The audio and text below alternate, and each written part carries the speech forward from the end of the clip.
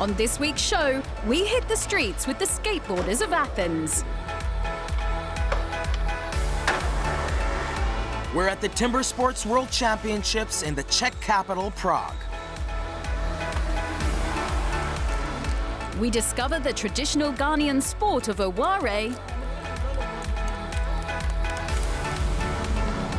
And we bring the curtain down on the World Rallycross season in South Africa.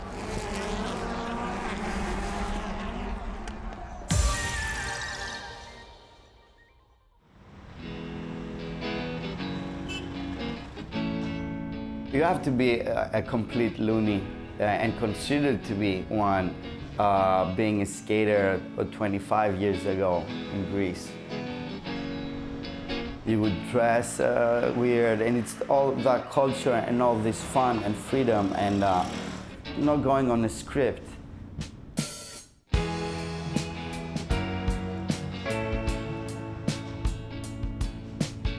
Color skates came in the moment for Greece and Greek skateboarding that we were on a good path. Skateboarding in Greece is strong for the last 20 to 25 years. My part of skateboarding was coming to an end. Obviously wanted to be involved still with skateboarding.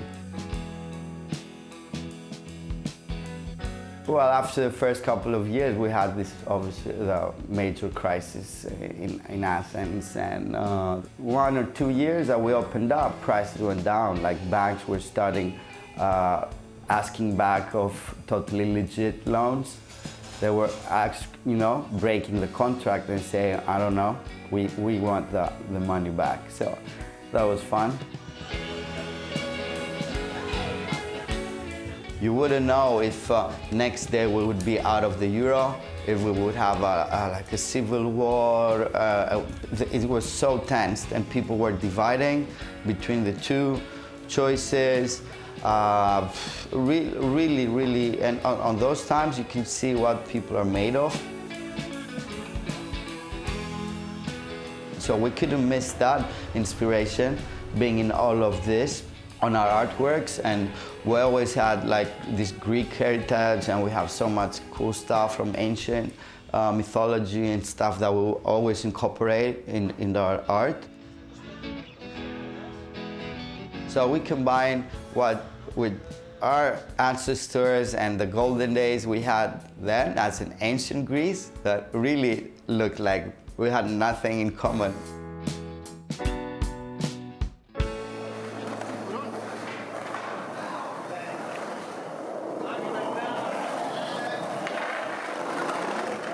Before we could even pay rent, we would give away free boards and make a real sponsorship deal for guys that were coming up and top Greek skaters, and that was the first priority rather than struggling at the end of the month to pay rent. For the skate shops, because of the economic crisis, most of them were shut down because there are not so many people outside of the scene that support skateboarding. So color skate is like a torch, for the skaters in Greece generally, because there are only like one true skate shop. Maybe it worked out for the better, because people started realizing that it's not all about money. You can do more stuff, and you can eventually get money out of the thing you love if you just have patience in the early years. And Athens is close to one of the best cities to skate in within Europe for sure, and the US. So because of all the marble and granite we used to use for our plazas and churches and all the landscape. Oh, it is popular. It is popular. It's not like the other countries of Europe or America, but yeah, it's becoming bigger and bigger, I think. People know us. We don't scare them anymore, if you know what I mean. They hear about it, they hear about the spots, they like our streets, skating around. You're free to skate everywhere, no security guards, no one will kick you out. And they like it, it's dirty. That's what skaters like. They can film everywhere around the city, no one will kick them out, and it has that beautiful dirt. It's nice, they like it. I think it's becoming better and better, more and more come every year, from America, from Europe, from everywhere. But we don't have a skate park at the center, like we have to go for 40 minutes with a train or to a skate park. So we're skating in the city. You have to go very far to do skate. Like you have to go Aka, that's very far in from there. You have to go Haidari, Galachi. Like we have like 4 skate parks, and that skate park is very far from here. There was a big discussion about the Olympics the last 10 years. The first vibe we would get from the community was like, we don't want this. Okay, what is it? This is not a sport, and it will take out all the underground feel and the actual identity of us. What I would say is, like, for countries like Greece or smaller countries or Europe or other Asia, it's maybe the only way to get some bigger funding in. I think Olympics for smaller countries will be super good for the kids to travel for skateboarding and be more professional. So many people will see skateboard. They have never seen that, some of them. We might build some skate parks because the municipal doesn't know. They don't build skate parks. It's like, what's that? We don't need it. And if it will be at the Olympics, people will learn it, and they will have to build skate parks. They will have to.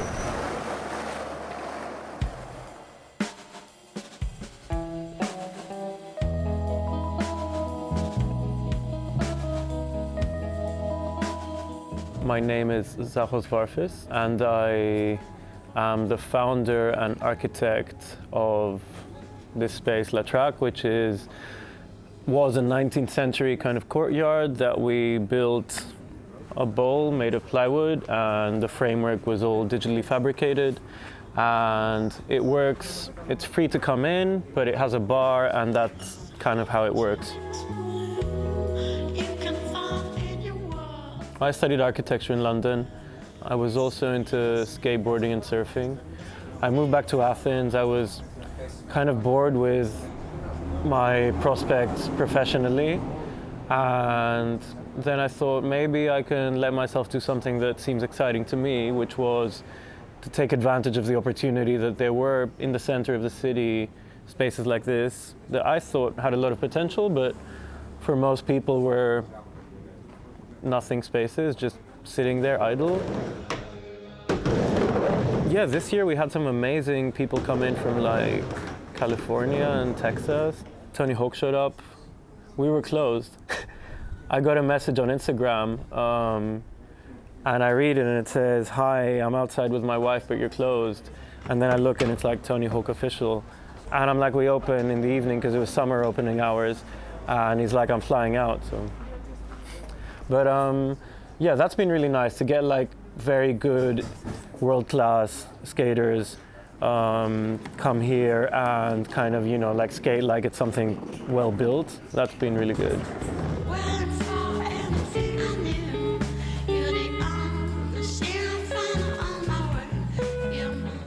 My experience of the crisis, what it did for me as a kind of architect and artist is that it gave me the opportunity to be a bit more experimental with stuff, because all of a sudden the landscape was kind of more open. So you could try things that before, like this thing, would have probably needed maybe more funding initially.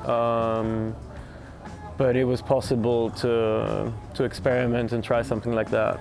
Also, it got a lot of publicity, which it might have anyway, but I think it got a lot of publicity in terms of like, not just like this is a cool design and skateboarding initiative, but this is a cool design and skateboarding initiative happening in a country that's bankrupt. So it seemed like more inspiring.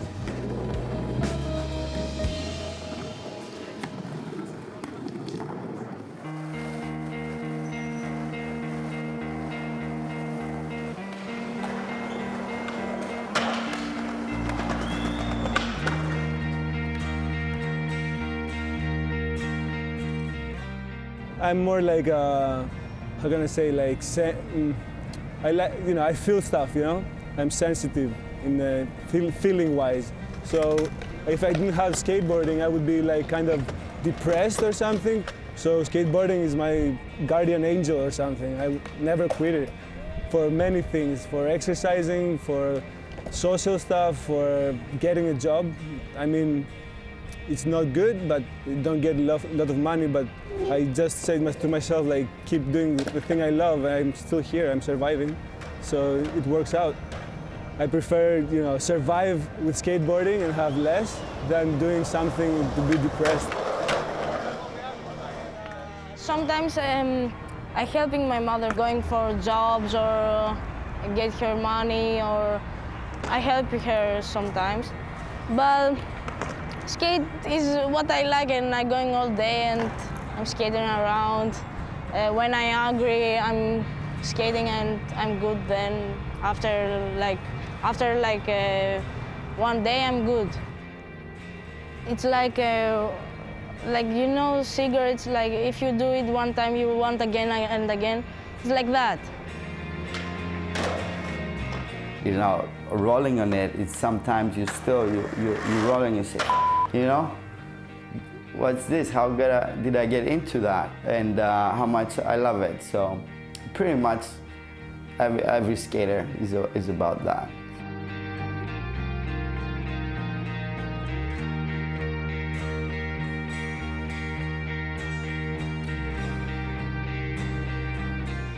A lot of the time people ask us, do you have skateboarding lessons? And I always kind of feel like, why would you need to have skateboarding? I mean, what's beautiful about skateboarding is that it's something you learn through kind of just trying and failing, and that's the nice thing about it, and I guess that's what these kids are learning. It's my lifestyle right now. That's why I'm doing it. I can just live a day's pass without skating. Of course, it's my life. I skate every day. I'm going everywhere with my skateboard.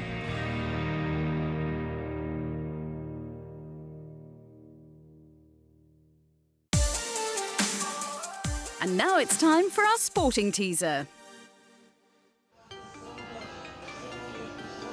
This week we'll see Great Britain's Anthony Joshua look to reclaim the WBA, WBO and IBF heavyweight world titles from Andy Ruiz Jr. in Saudi Arabia. The pair first met in June when the American ended Joshua's perfect record of 22-0 and was one of the biggest upsets in boxing history. Victory for Joshua in Diriyah would not only see him regain the belts he lost, but it would make him the third British fighter to reclaim a heavyweight title.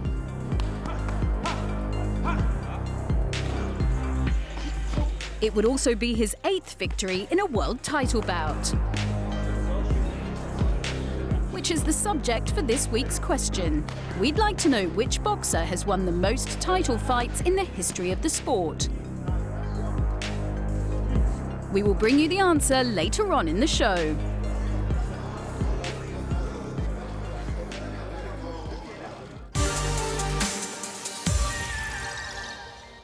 Three, two, one, go! The best wood choppers in the world were in the Czech Republic capital of Prague recently for the 2019 Timbersports World Championships. 2,500 fans packed into the city's iconic industrial palace for 2 days of log-splitting action. With both individual and team titles up for grabs, home fans had Martin Russell and the Czech team to cheer on. But it was reigning champions Australia that were favorites to retain their title, with their star chopper, Braden Mayer, the man to beat in the individual event. Mayer qualified by winning the Australian National Championships, and in doing so knocked out 2018 champion Lawrence O'Toole. He wasted little time in his attempt to take the trophy down under by winning the opening event, the underhand chop, in a blistering time of 14.25 seconds.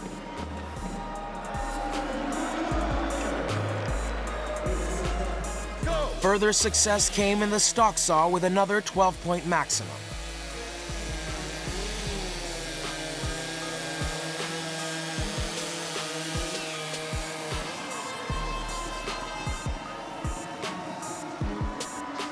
Event 3 was the standing block chop, with Mayer once again leading the way. His time of 12.3 seconds was almost 3 seconds faster than his nearest challenger. 3, 2, 1, go!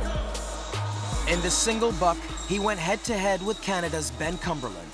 The pair were neck and neck the whole way, but it would be Cumberland's cookie that dropped first in a time of 12.94 seconds to hand Mayer his first defeat of the event. The Australian did clock the second best time to consolidate his lead at the top of the standings with 2 events to go. The penultimate discipline was crowd favorite, the springboard, and once again it pitted Cumberland and Mayer against each other.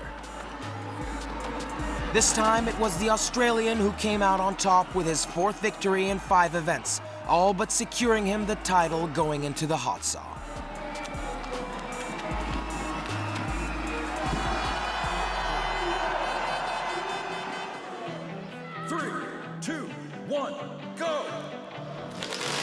With a 15-point lead, Mayer would just need to complete the 3 cuts with the hot saw to seal the title. What should have been a formality almost ended in disaster when his saw lost power seconds into the challenge. He would need to restart it and complete the 3 cuts within the 60-second time limit or fall at the final hurdle. Fortunately, he regained his composure to finish in a time of 41 seconds. Oh, it's an unbelievable feeling. Yeah, to win this for the first time. It's my life goal, apart from having kids and getting married. So it's an unreal feeling, and it's a good one to take home to the family.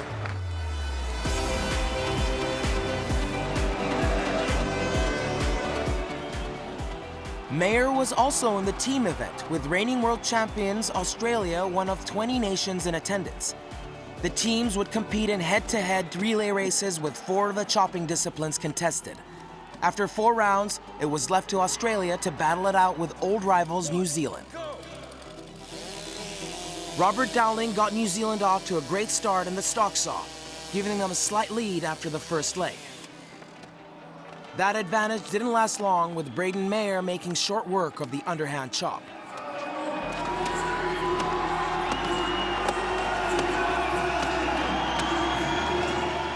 Kai Lemon and Brad DeLosa went head-to-head in the single buck, with the pair finishing a fraction of a second apart to set up a grandstand finale on the standing block. Mitch Argent was anchoring the Australian team, with Shane Jordan last up for New Zealand.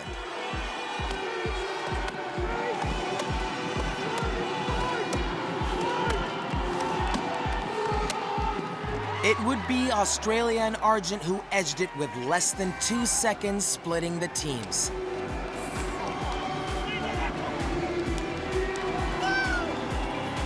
Mayer and his compatriots will be hoping to defend their titles in Gothenburg, Sweden next year.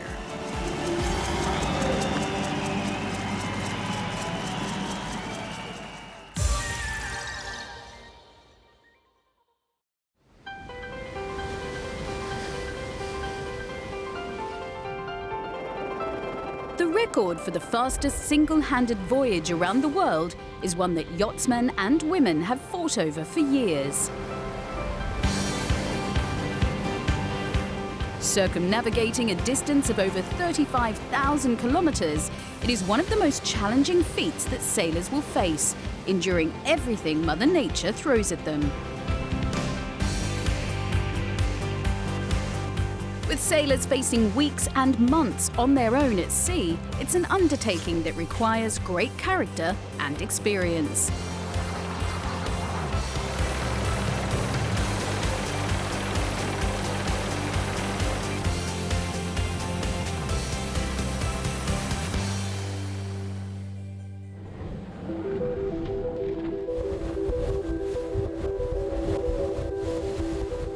For me, sailing by yourself, it's not being alone.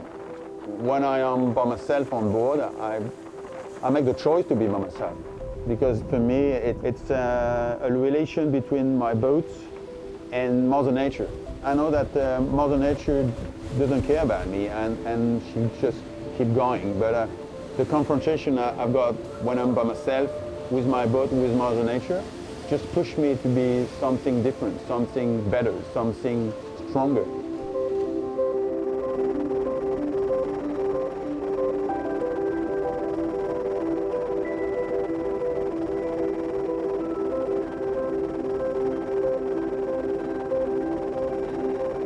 Actually, you've got in front of you the sailor we've been failing the most that you never met. I tried 5th time before I succeed. I wanted to be the first going under 50 days, and I tried 5th time before I succeed. For me, it's more than only competing against the time. It's competing against you, but also it's nearly philosophical.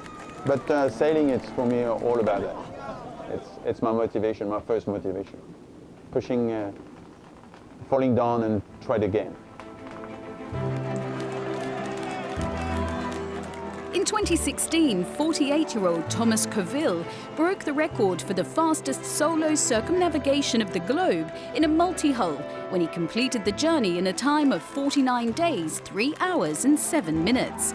The Frenchman's achievement not only took a week off the previous record, which had stood for 8 years, but broke the 50-day barrier.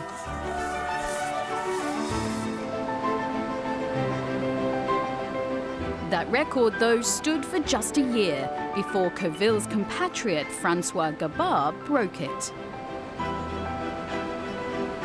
The 34-year-old completed his non-stop voyage in a time of 42 days, 16 hours and 40 minutes on his 30-metre trimaran Massif, crossing the finish line in Brest, France on the 17th of December 2017.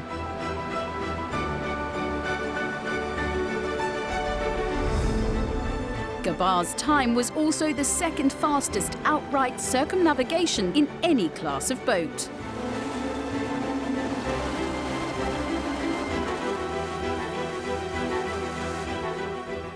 Of course, you can imagine what when you sail alone in a boat like this that's going really fast, you have to be strong in your brain because you have to trust the boat, trust the team that worked on the boat before, because you need to be relaxed, not lose too much energy with things you don't have to think, and be connected with the boat without any doubt.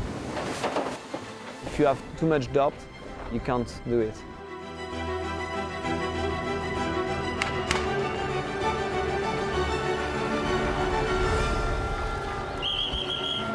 When Thomas breaks the record from 57 days to 49 days, I was really thinking it was absolutely impossible to be better than this. But I was thinking maybe at least I can try, and we will see. And I try. We had wonderful weather conditions. The boat was really good, and at the end it was 42 days. And managed to do this, to manage to live this with this boat was just absolutely wonderful. 2 of only 4 sailors to have solo navigated the globe without stopping in a multi-hull boat, both Coville and Gabard are now looking to push the boundaries of single-handed sailing even further, with the goal of breaking the 40-day mark. And next year we will try to push Sodebo and beat the around the world records by crew and be the first going under 40 days, which is our next goal.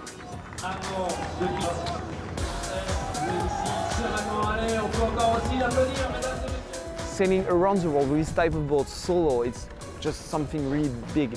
For a sailor, it's just not something you're doing a lot in your life. I don't know how to describe the feeling I have when so proud I was with my team to be able to do something like this. And I hope in the future I will be able to do a great sail like this one.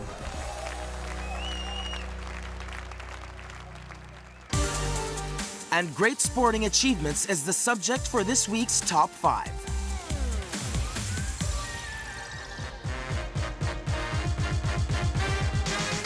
First up is Dean Karnazes. Known as the fittest man on Earth, the American has achieved countless feats, with his most famous being running 50 marathons in 50 states on 50 consecutive days in 2006.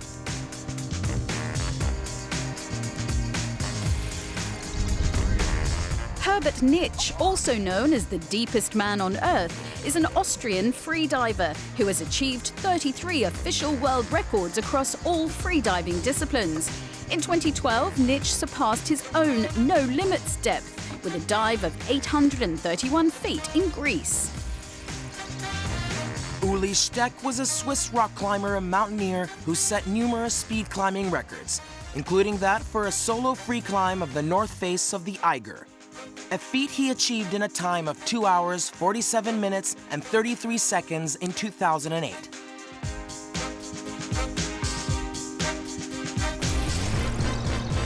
In 1968, Sir Wally Herbert led the British Trans-Arctic expedition from Alaska to Spitsbergen.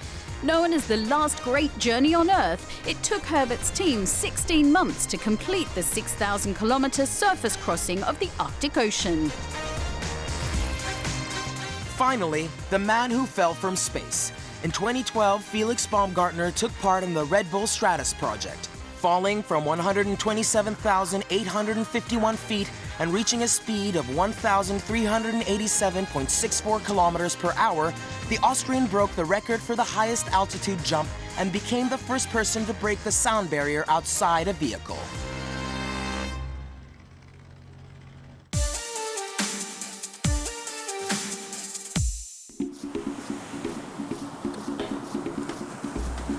Ghana's coastal forts and castles serve as a reminder of the West African country's history. Built by European powers in the 17th century, the forts were originally trading posts used to store goods. But later, when slaves became the region's biggest commodity, the forts became overcrowded dungeons where slaves were kept before being shipped off to plantations in the Americas. Millions of people passed through Cape Coast Castle's infamous Door of No Return.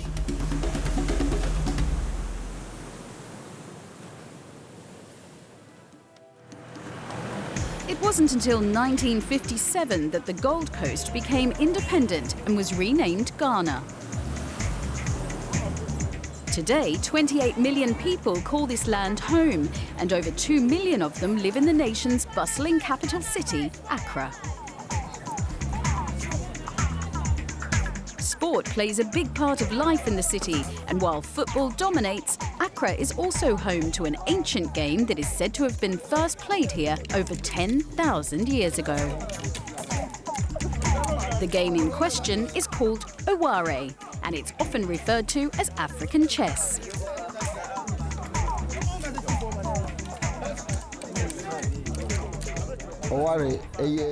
Oware is a well-known and cherished game that we play in our part of Africa.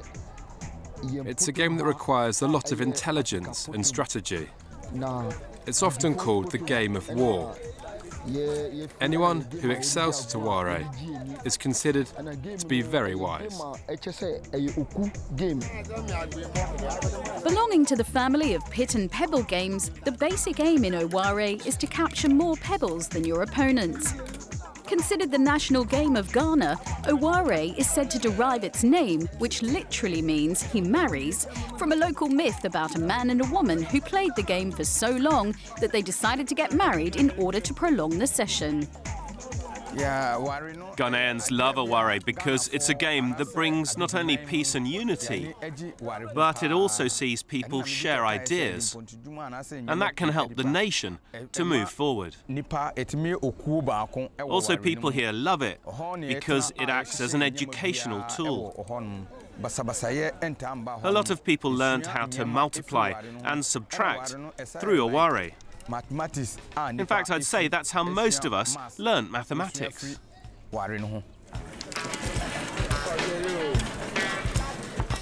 In this highly intricate game, players take it in turns to move the pebbles around the board, trying to capture their opponent's stones in the process.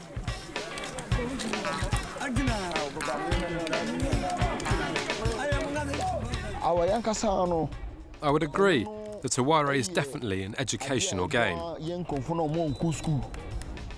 It's especially helpful for young people who struggle with maths. I believe that you can actually learn more from playing out here than you can in the classroom. When you play Aware, you're constantly counting and making calculations in your head. With your every move, you need to be aware of how many pebbles you have, and also how many of your opponent's stones you will need to capture in order to win the game.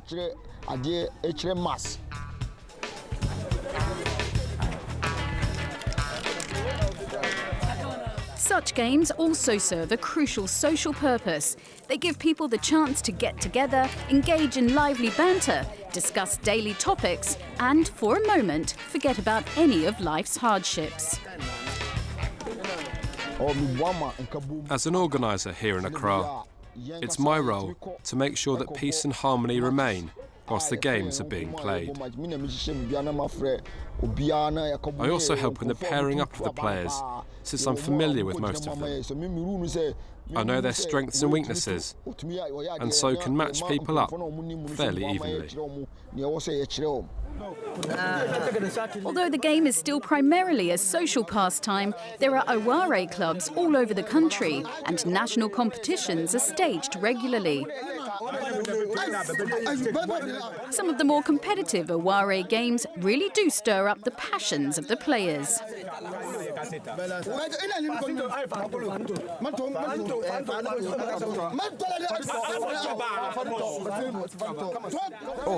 Not everyone gets Aware, but we Ghanaians have no such trouble understanding its complexities.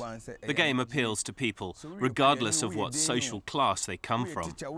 You can get teachers, lawyers, farmers, even chiefs, all meeting up under a tree for a good game of Aware. Crowd involvement and the frequent verbal jousting between players is an intrinsic part of the game. Spectators often chime in with advice, and nobody is afraid to have their say. In fact, in the Aware world, if you can distract your opponent sufficiently, then the game is already half won. Things can get very competitive, but isn't that the intention of any sport? After the game, we shake hands, and there are rarely any bad feelings.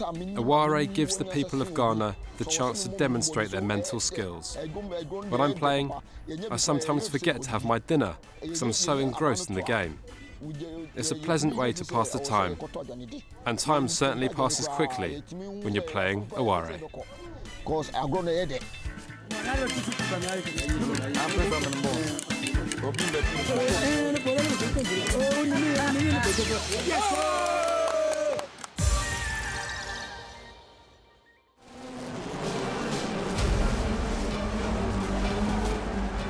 After 9 rounds of rallycross action, 3 men were left standing in the race to be 2019 world champion. Andreas Bakkerud had gone toe-to-toe with Timmy and Kevin Hansen, setting up a final weekend showdown in Cape Town. In the shadows of Table Mountain, Killarney Raceway would be the scene of the title decider. Timmy Hansen had a 1-point lead over Andreas Bakkerud, with Kevin Hansen a further 7 points behind. This has been a fantastic season. It's definitely my most successful year ever in my career, especially with the 4 wins I've got. But also it's been a year of a lot of up and down, so all added up, here we are now in the mix in the last race, and it's super close. The tactic this weekend is just to go for it. I'm 8 points behind Timmy. This is the race of my life, so I will have to put everything together, and for sure I will just go for the win. It's nothing else I can do on my side than to try to score 30 points this weekend and somewhere hope for their misluck. What we need to remember is that we have done this for so many years with myself, Timmy and Kevin, since we was 8, 9, 10 years old, was doing racing with karts. So doing races is normal, but fighting for championship titles is different. All 3 made it to the final, with Timmy on pole now, 2 points ahead of Bakkerud starting in second. Kevin Hansen was out of title contention. Eyes on the lights, eyes on the prize. 40 qualifying rounds, 20 semi-finals, 10 finals, and it all comes down to this. It's a great start on the front row for Backward and Hansen. Backward's got a best start. Timmy Hansen moves across. He takes the lead immediately. Timmy Hansen right underneath the trainer car. Scheider trying to go around the outside. Backward gets the whole shot. Hansen is right up underneath him. Gronholm's there too. Scheider runs deep. Going to try and get past Kevin Hansen. Drops a P4. Scheider could get him over the jump. No, he doesn't. Scheider goes backwards. Backward leads from Timmy Hansen. Gronholm is in behind him. As it stands, Backward would win the World Rallycross Championship, but he's got to win this race first. Unbelievable start by Andreas there. He knew what he had to do. He didn't crack under the pressure. He nailed it in the semi. Now he's nailed it here. Hansen up the inside. Hansen up the inside. Hairpin backwards into the wall. Oh, Hansen spins. He's in the dirt. Kevin goes the other way. Andreas Backward has probably won the World Rallycross Championship in that bottom hairpin. Gronholm leads. Backward is there. Oh my goodness me. Both the Hansen cars span in the dirt at the bottom of the hill. Timmy's still going around. Timmy's back in P5. He's a long way down in P5. The Hansens up in the sports tower on the radio. Has it all gone wrong at the last minute? Gronholm leads from Andreas Backward. You can hear the crowd have gone mad. I kind of wanted the race to go on longer after all the build-up. But there's 4 laps to go. This isn't over yet. Mechanical problems for Timo Schneider earned Timmy Hansen a reprieve. If he finished 4th and Backerud could only come 2nd, they would be level on points, and Hansen would be crowned world champion for the first time by virtue of having won more races over the season. Timmy can just cruise at this point. Does he know though that surely they're on the radio to him, surely they've worked out to they must have looked at the points. Niklas Gronholm coming around the Joker lap into the last corner. Gronholm took a win earlier on this year in Norway, but it was given to him by the stewards. This is a proper win for Niklas Gronholm. Andreas Backward's going to cross the line in P2, and it isn't going to be enough. Backward comes across in 2nd, 3rd place for Tim Asjanov. Timmy Hansen crosses the line in 4th, and with that will become the 2019 FIA World Rallycross Champion on countback. They finish level on points, and Timmy will win, and they're still not sure. That's what we think here. We think Hansen's the world champion. If it's on countback and they're equal on points, Timmy Hansen is the World Rallycross Champion. It is! Hansen into the donuts! He wins the 2019 title! Equal on points, but Hansen has more wins. Congratulations, Timmy Hansen!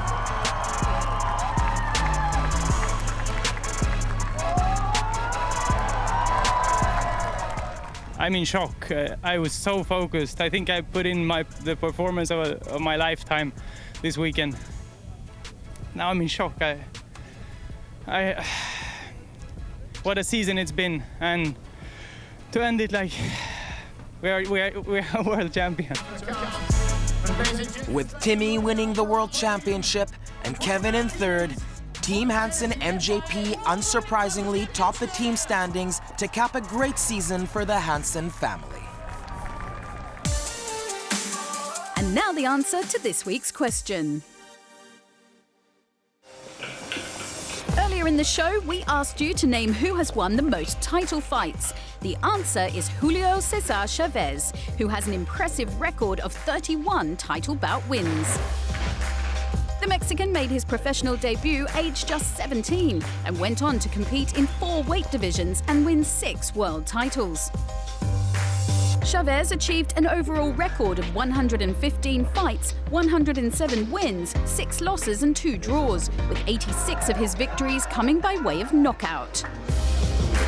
He began his career with an unprecedented 90-fight unbeaten run before losing to America's Frankie Randall by way of split decision in 1994. One of boxing's all-time greats, Chavez retired in 2005 and was inducted into the International Boxing Hall of Fame in 2010.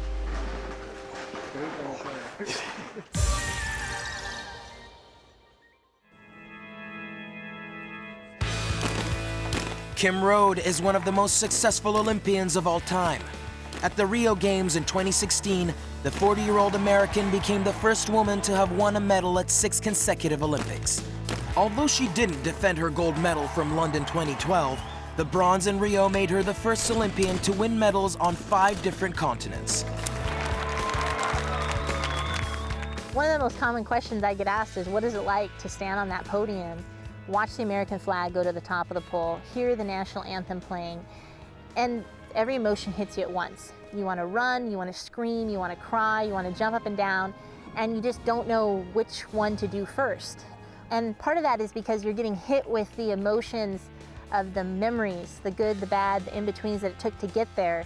And I think that's what keeps each Olympian coming back again and again, but also what makes them cry each and every time. Kim won her first gold medal in the double trap at the '96 Atlanta Olympics shortly after her 17th birthday. She followed that up with a bronze in Sydney, another gold in Athens, and a silver in Beijing. You know, each Olympics is so unique. 1996 was no exception. I was extremely young. It was my first Olympics. I remember the feeling of excitement, anticipation. I was very nervous because I didn't know what to expect and what was going to hit me next, but it was incredible having that hometown crowd cheering for you, and I think they cheer a little louder when you're US and the United States, but it was amazing. From the opening ceremonies to the Olympic Village to the closing ceremonies, as like most Olympics. Labeled the greatest female shooter ever by the International Sports Shooting Federation, Rhode is a bona fide shooting legend.